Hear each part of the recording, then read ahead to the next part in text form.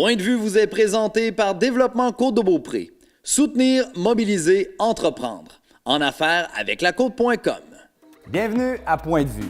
Cette semaine à l'émission, on s'intéresse à la stratégie agricole sur la Côte-de-Beaupré et l'île d'Orléans. Sur la côte, on oriente nos efforts pour revaloriser les terres agricoles afin d'exploiter ces espaces à leur plein potentiel. De plus, on pourrait même voir pousser un camp d'entraînement à Château-Richer sur la Côte-de-Beaupré. En ce qui concerne l'île d'Orléans, on veut mieux mettre en valeur nos produits sur les différents marchés. Pour creuser le sujet plus en profondeur, je reçois Bianca Cadieux, agente de développement culturel et rural à Développement Côte-de-Beaupré, Marc-André Bouchard, enseignant au CFP Fierbourg, ainsi que Julie Goudreau de la MRC de l'île d'Orléans. Bonne émission!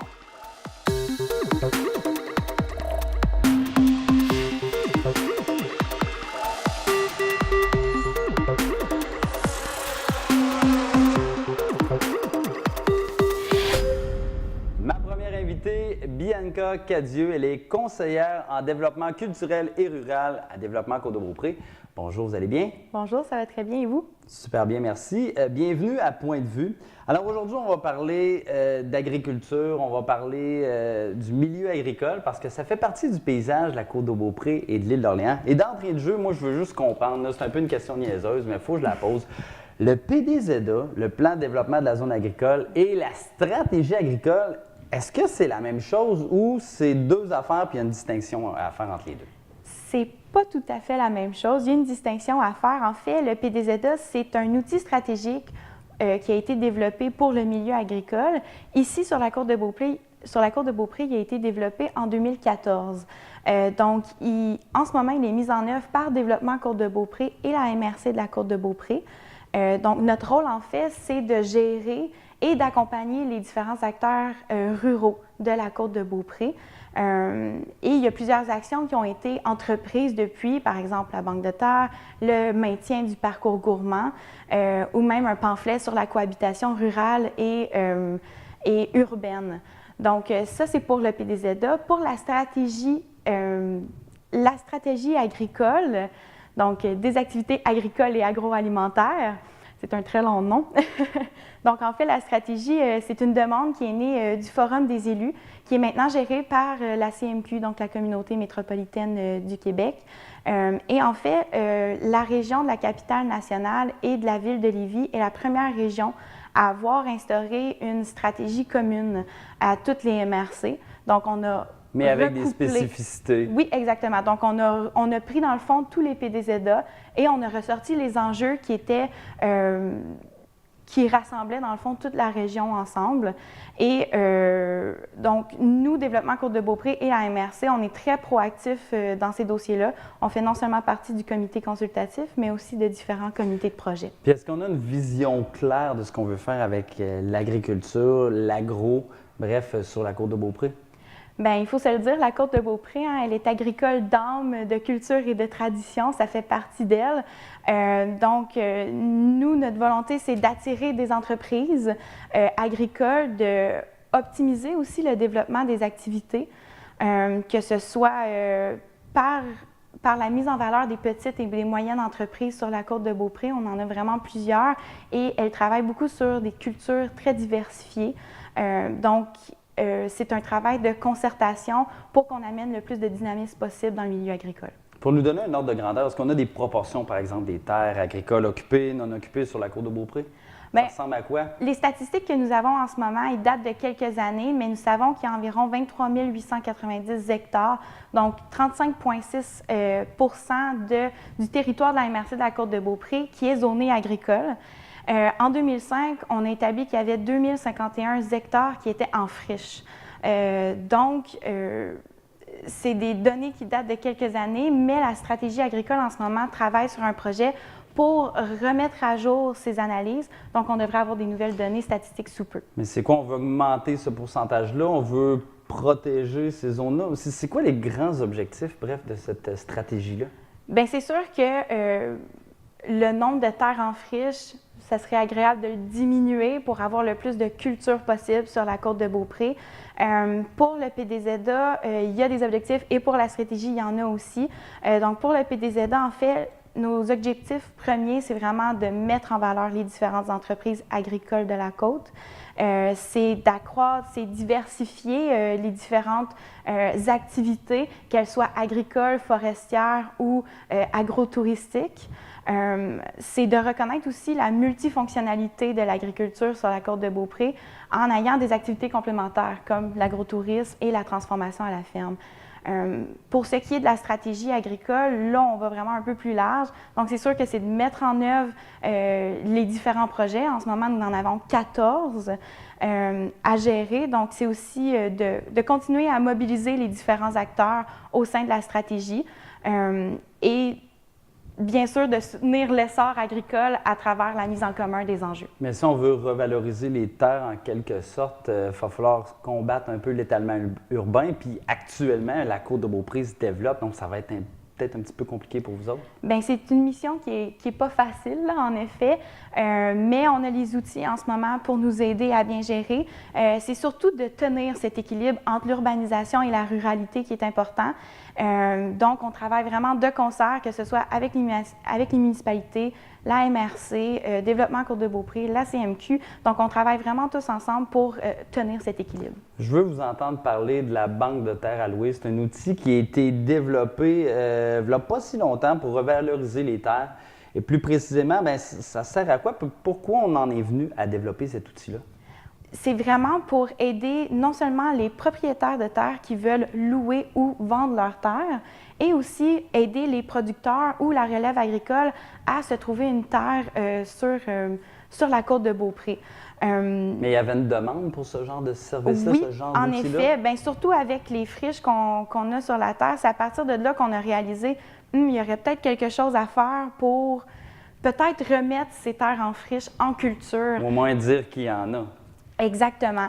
Donc, la Banque de terre a été créée en conséquence et c'est Développement Côte-de-Beaupré et la MRC de la Côte-de-Beaupré qui assurent le suivi avec les personnes qui vont s'inscrire sur le site Internet de la MRC.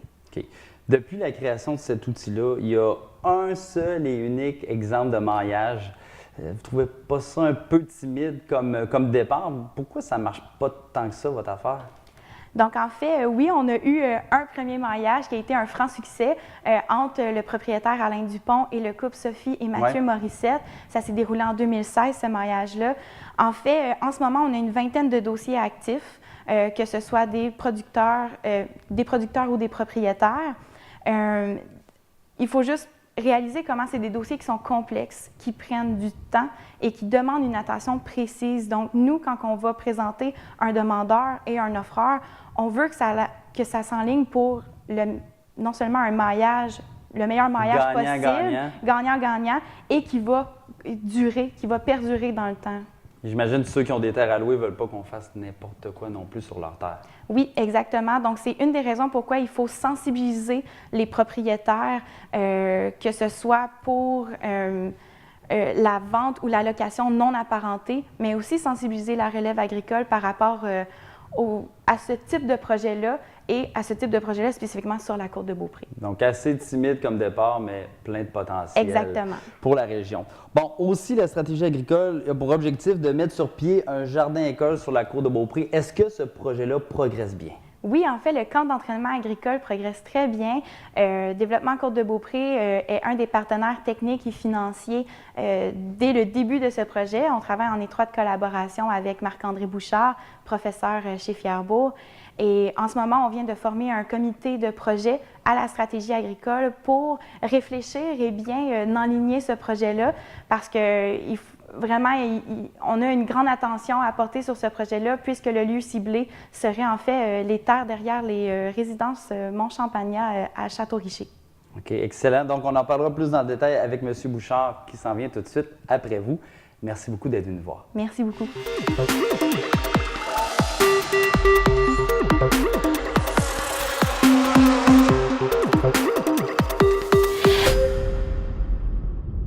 Point de vue vous est présenté par Développement Côte-de-Beaupré.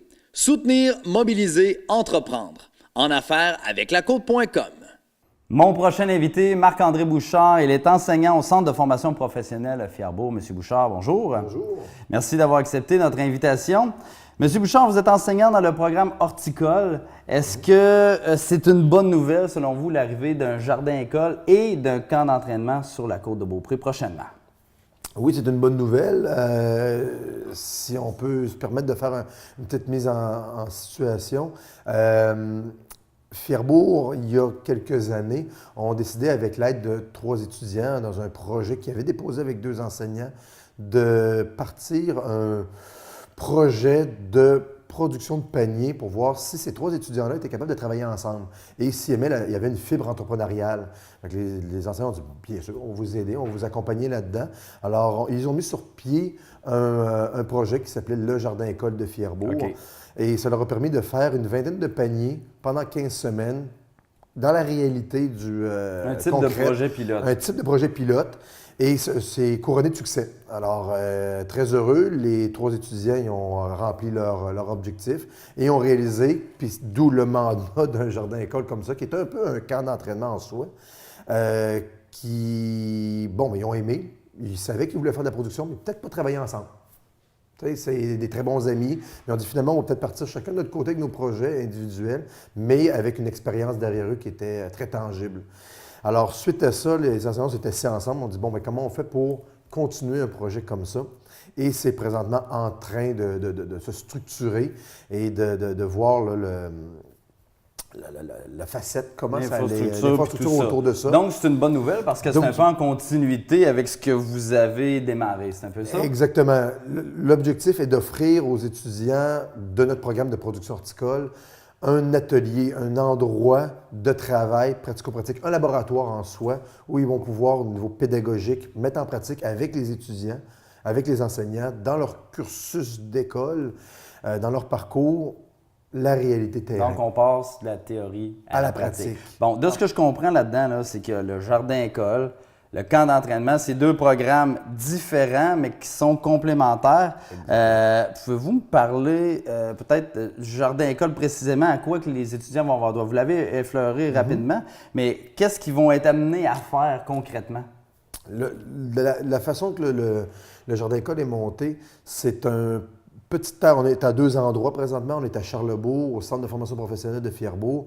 On a un 0,5 hectare, 0,4 hectare. Alors, on optimise la production sur de la haute densité, ce qui est présentement très d'actualité, sur planche permanente, avec des petits outils, peu de tracteurs, peu de travail de sol lourd. On répond à une demande, à une expérience que les étudiants veulent vivre. Et on a aussi, avec des partenariats ici, puis on est très heureux de ce partenariat avec les résidences Mont-Champagnat, ici à Château-Richer même, une location de terre qui nous font à des prix là, très, très gentils, on va dire symbolique, pro bono, pour pouvoir que les étudiants se pratiquent sur des plus grandes superficies, pour répondre aussi à certaines demandes du marché. Toujours dans le cadre du jardin-école. Toujours dans le cadre du jardin-école. Puis le camp d'entraînement se joindrait à ce projet-là. Là. Probablement, là, il reste à attacher ces ficelles-là. Là, présentement, c'est un travail qui est en continu. C'est une trame de fond qu'on veut emmener avec les étudiants. Les étudiants s'inscrivent à Fierbourg. Nous, ici, c'est un DEP qui dure 14 mois. On a 2 modules. On a le module long, on pourrait dire, là, aux 14 mois, 5 jours semaine, avec une petite pause l'été pour faire aussi des périodes d'apprentissage. 3 à 4 stages dans le programme. Et on a le programme intensif. Et que là, les étudiants arrivent au mois de septembre et passent tout l'été aussi dans le jardin-école. Ce qui fait qu'ils font un tour de roue complet dans la production maraîchère et ils vont participer à ce dit projet-là de jardin-école. Et pourquoi le projet sur la côte de Beaupré? Et pourquoi on a choisi la côte de Beaupré? Parce que justement, on a réussi à mettre la main sur une terre qui était pas chère. Bien, pas cher. Puis c'est un. Puis un endroit de proximité aussi. Bien, exactement. C'est du donnant-donnant. Les résidences Mont-Champagnat nous ont mis à disposition une parcelle de terre. Eux, c'est des résidences de personnes âgées, adjacentes à des anciens frères aussi qui étaient là, les frères Maris.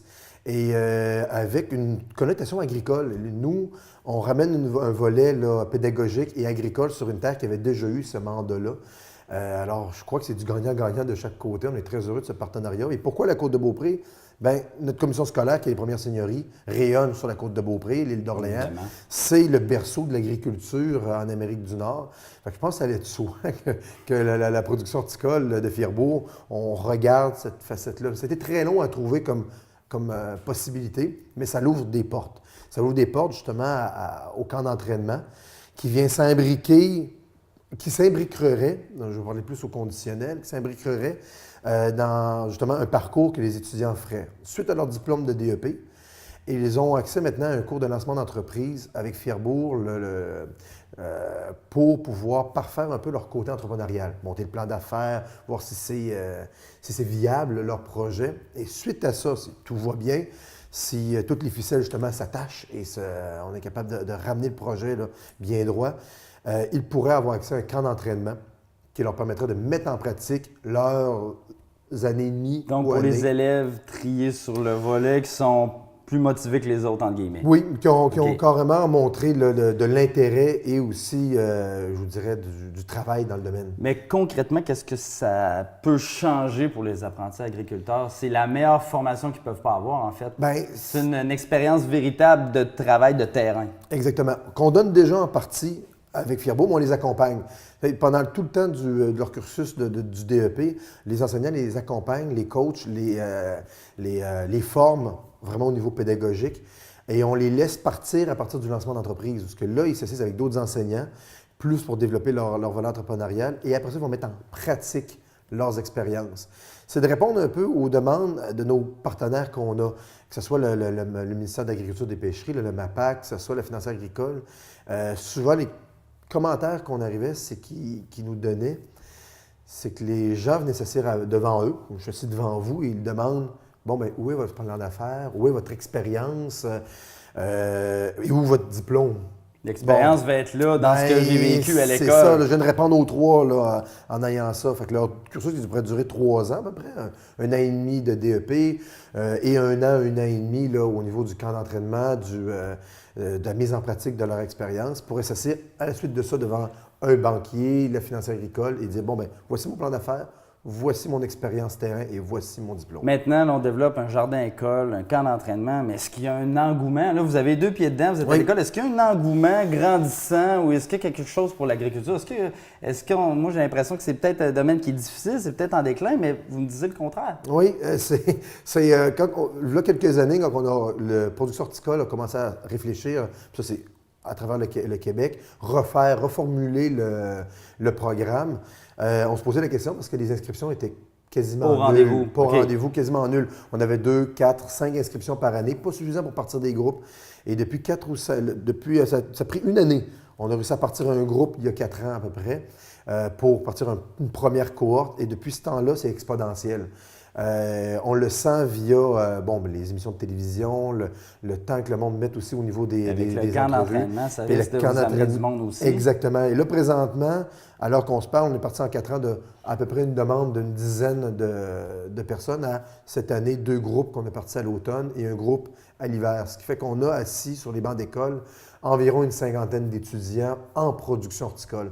Sans compter aussi qu'on a un volet là, qui est horticulture-jardinerie qui gravite autour de ça. En terminant, le projet de camp d'entraînement, là, quand on va voir ça arriver sur la Côte-de-Beaupré? 2018, 2019? On espère le plus tôt possible. On aimerait ça là, pour 2018, pour l'été 2018. On verra. L'idée, c'est de bien faire les choses et de prendre le temps de faire les choses. Le milieu agricole m'a appris ça et j'enseigne ça aux étudiants, c'est de prendre le temps. Quand on est entrepreneur, surtout quand on est entrepreneur dans le milieu agricole, le temps est peut notre bien allié. Mûrir le fruit. Bien mûrir le fruit et de récolter après ça quelque chose de mûr. Monsieur Bouchard, merci beaucoup. Merci à vous.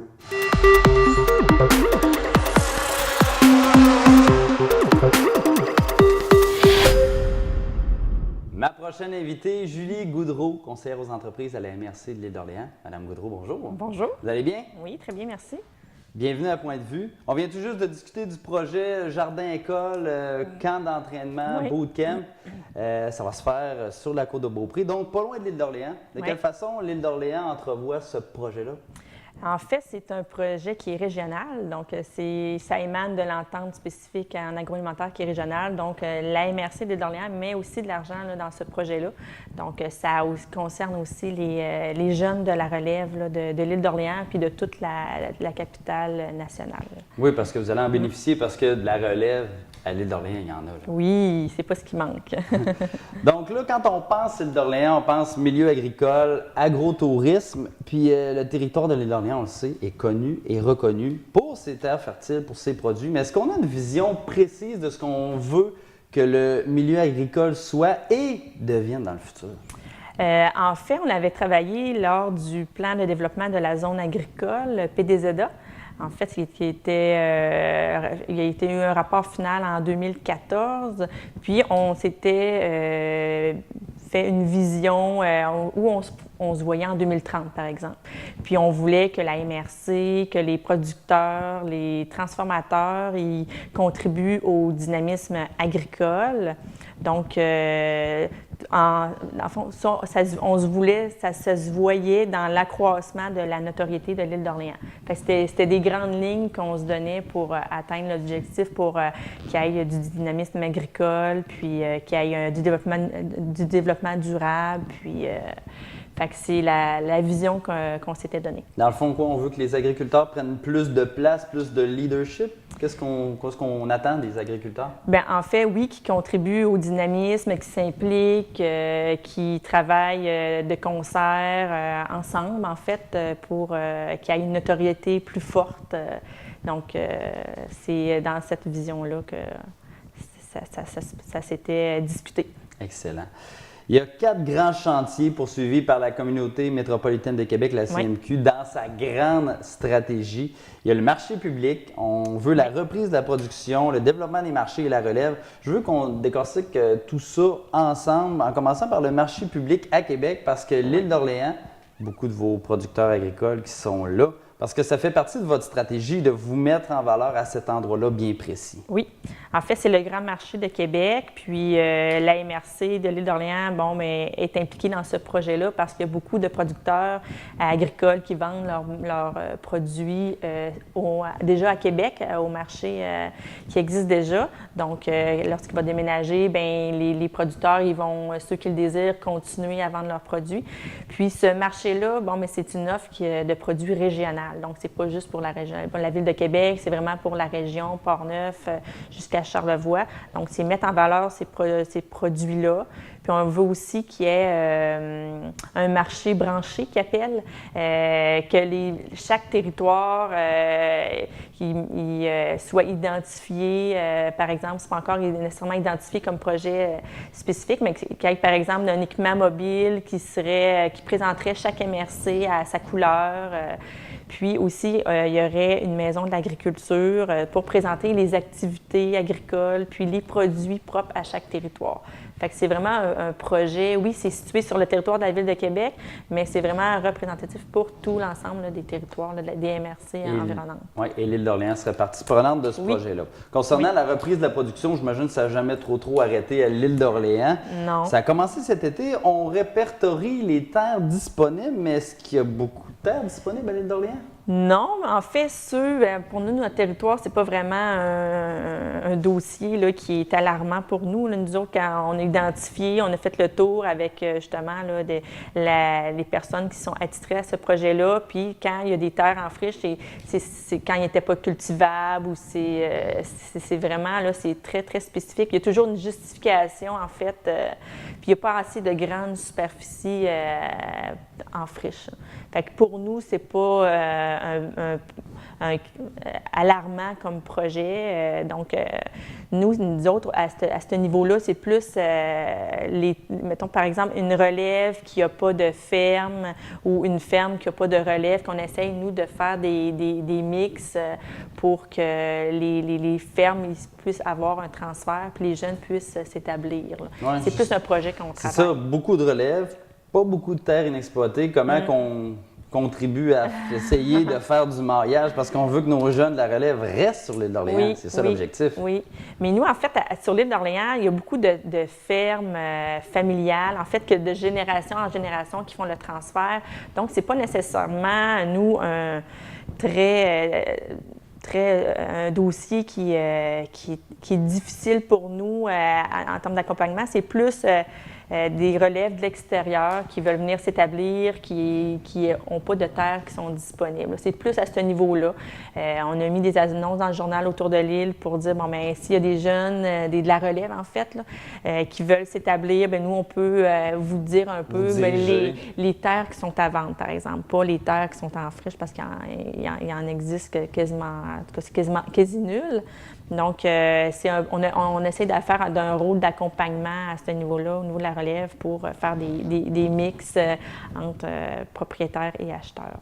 Bon, pour ce qui est du développement des marchés, on sait que vous avez le parcours gourmand, l'île d'Orléans, mais là, il y a un comité qui a été mis sur pied pour favoriser une intégration des produits des producteurs de l'île dans les hôtels, institutions, épiceries. Est-ce que c'est complexe d'intégrer ces marchés-là? Même si la réputation des produits de l'île d'Orléans n'est plus à faire? Bien, en fait, c'est ça. C'est encore un projet régional. On veut qu'il y ait une coordination de personnes qui aillent voir les restaurateurs, les hôteliers, puis les détaillants, parce que des fois, quand quand les entreprises n'ont pas du volume, c'est plus difficile de rentrer à la pièce là, chez les détaillants puis les hôtels, restaurateurs. Donc, Mais d'avoir une stratégie, ça serait plus facile. On est en train de répertorier qu'est-ce qu'il y a comme offre sur le territoire. Puis après, on voudrait engager une ressource qui, elle, va travailler avec les entreprises pour identifier où ils voudraient développer leur marché. Est-ce qu'au niveau de la notoriété de l'île, il faut constamment la redynamiser et la retravailler? Oui, effectivement, ça fait d'ailleurs partie de notre vision que j'ai mentionnée tantôt. Il faut rester compétitif, attractif.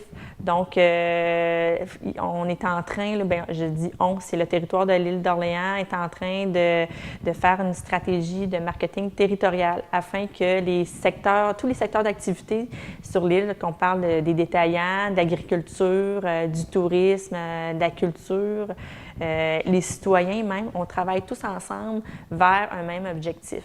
Donc, ramer dans le même sens, si je peux l'interpréter, c'est comme ça. Donc, c'est du marketing territorial qu'on est en train là, de développer pour le territoire de l'île d'Orléans. Mais justement, là, on parle de marketing territorial, on parle de la certification savoir-faire île d'Orléans. Est-ce qu'on pourrait aller plus loin avec ce produit-là qui atteste que les produits viennent véritablement de l'île d'Orléans? Donc, cette certification-là, on l'intégrerait à même là, le marketing territorial parce que ça fait partie des secteurs d'activité qui sont ciblés pour avoir une offre globale pour le consommateur, puis les clients consommateurs de produits agricoles et à transformer du territoire. Et c'est un objectif qui se voudrait pour court terme. Bref, il y a beaucoup de pain sur la planche, autant sur la côte de Beaupré qu'à l'île d'Orléans. Julie Goudreau, merci beaucoup. Mais ça fait plaisir. Voilà, c'est ce qui met fin à Point de vue. Soyez des nôtres la semaine prochaine alors que d'autres intervenants de la région seront avec moi en studio pour nous donner leur point de vue.